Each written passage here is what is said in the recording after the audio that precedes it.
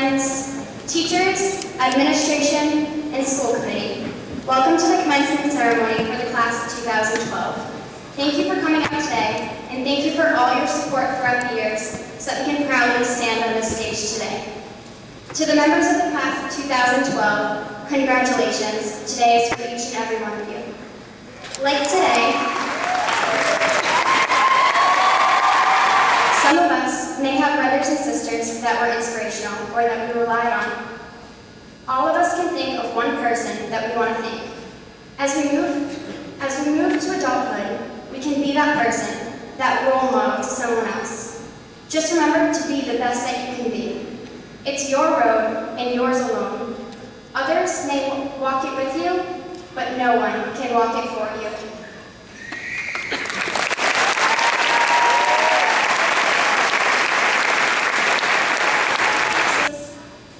Good afternoon. When I started this school year, I had some pretty significant headaches. Most doctors couldn't explain them, nor did they understand.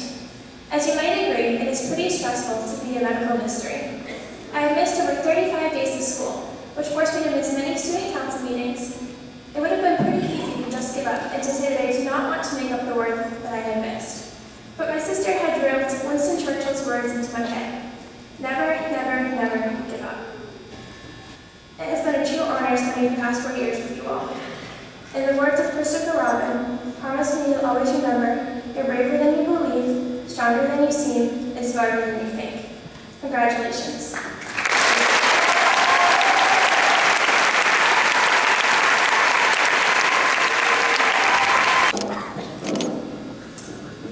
First off, I'd just like to thank the entire audience for lending me your attention for the duration of this, hopefully, short address. Many graduation speeches involve referring to the graduating class as future leaders, cures of fatal diseases, and other famous figures. While this graduating class is the most talented, intelligent, good-looking, and basically all-around best class that I've ever seen, I don't think that it's a very good step for any class. So I hope this group of people beside me will approach life after high school with the knowledge that what they want right now may not be what they get, and this isn't necessarily a bad thing. My parents told me that when I was much younger, I told them I really wanted to be a crossing guard. I'm glad to say that my aspirations have shifted a little bit since then. What we want in our lives can easily change, so the best thing to do is put the bravest face on that we can muster and work at what we want so we have a life that pleases us.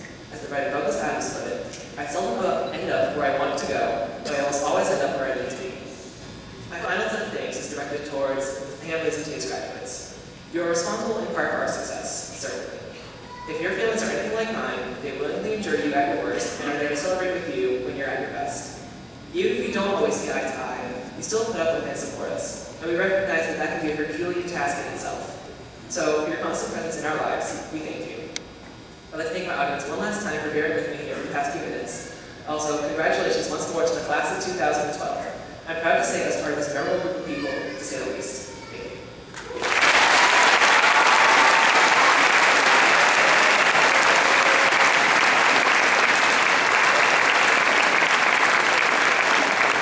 And then I came across a book that my parents gave me a couple Christmases ago called The 7 Habits of Highly Effective Teenagers by Sean Cody.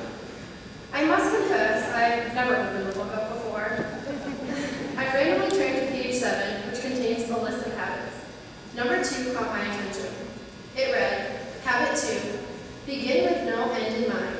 Don't have a plan. Avoid goals at all costs, and never think about tomorrow. Why worry about the consequences of your actions? Live for the moment. I was really confused after reading that. I mean, did I read the title of this book correctly, or have the last 12 years of my education been a lie? Okay, the title is definitely The 7 Habits of Highly Effective Teens. So I flip back to page 7. Alright, I get it now. The title of this section is The 7 Habits of Highly Defective Teens, a paradox to the rest of the book. Naturally, I had to read more to investigate. I mean, how is living life without a plan necessarily a habit of a defective teen? That seems rather a harsh classification. Why is it considered defective to live for the moment? If Alice had never ventured on in Wonderland, she wouldn't have experienced the most thrilling escapade of her life. Now, I'm no Lewis Carroll or Walt Disney, but I'm pretty sure that Alice did not plan on falling into that rabbit hole. It was completely ad hoc. Now, John said, your Don't be trapped by dogma, which is living the results of other people's thinking. Don't let the noise drown out your inner voice. And most important, have the courage to follow your heart and intentions. They somehow already know what you truly want to become. Stay hungry, stay foolish. To the class of 2012, please remember that learning doesn't just happen in the classroom through lesson plans. It comes from life, so don't be afraid to live it.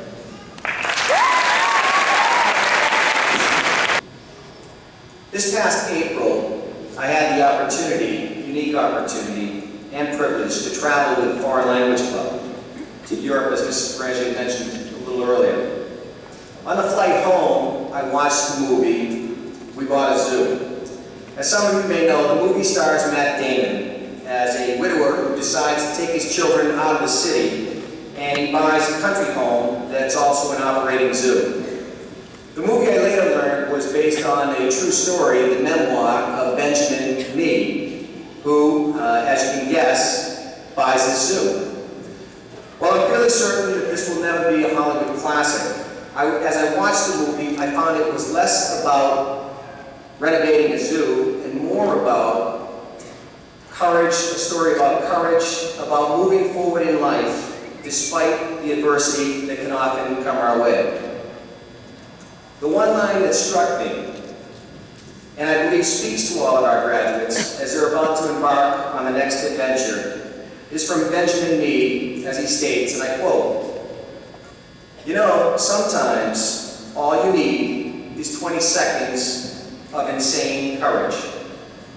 Just literally 20 seconds of just embarrassing bravery, and I promise you, something great will come of it." When he talks about courage and bravery, I would submit that he's not just referring to what we normally consider those celebrated qualities that we all hope will spring forth during hard times. Insane courage must be something extraordinary, something that others will surely benefit from, and something that allows us to re-examine things beyond the normal boundaries and ultimately to improve conditions for the greater good. The fact of the matter is, as we all know, life has no smooth roads for any of us. You need to see each day, each experience, as an opportunity of discovery. You need to make the most of those opportunities, and when it's safe to do so, surrender to those 20 minutes of embarrassing, insane courage, and something great may just well come of it. Thank you very much. I wish you all the very, very best. Thank you.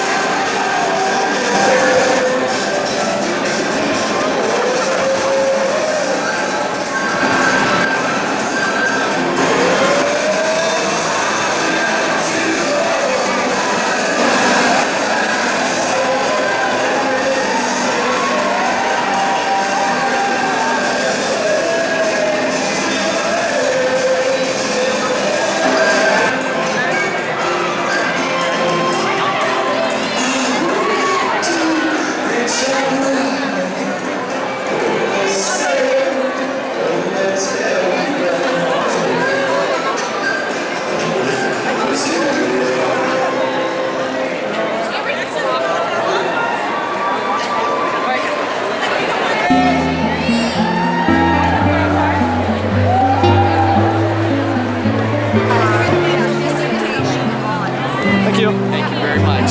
Thank you very much.